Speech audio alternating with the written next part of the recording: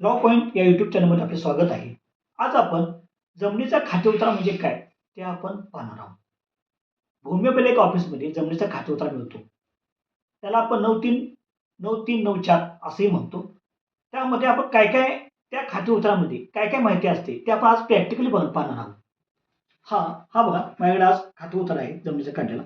यामध्ये मालकाचे नाव खातेउतारामध्ये तुम्ही पाहू शकताय.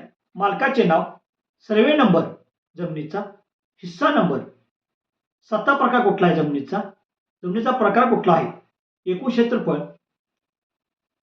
पोट खराब किती आहे, कसण्यायोग्य क्षेत्र किती आहे जमिनीचे, जमिनीचा आकार किती आहे, त्यानंतर कुळ व इतर हक्क, कुळ व इतर हक्कमध्ये त्या जमिनीमध्ये कोण कुळ होतं का किंवा इतर आकार काय नाव आहे का त्याची देखील माहिती मिळते. त्यानंतर बाजारभावाप्रमाणे किंमत किती आहे जमिनीची तेही कळते.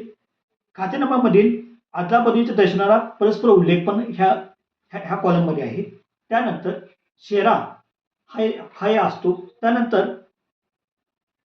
त्यानंतर एकूण क्षेत्रफळ, पोट खराब किती आहे, कसण्यायोग्य जमीन किती आहे याचीही माहिती आपल्याला या जमिनीच्या खाते उतारामध्ये मिळते.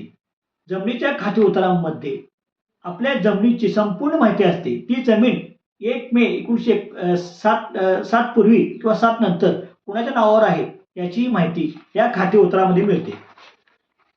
या विषयक माहितीच्या व्हिडिओसाठी आमच्या चॅनलला सबस्क्राईब करा, लाईक करा. नमस्कार.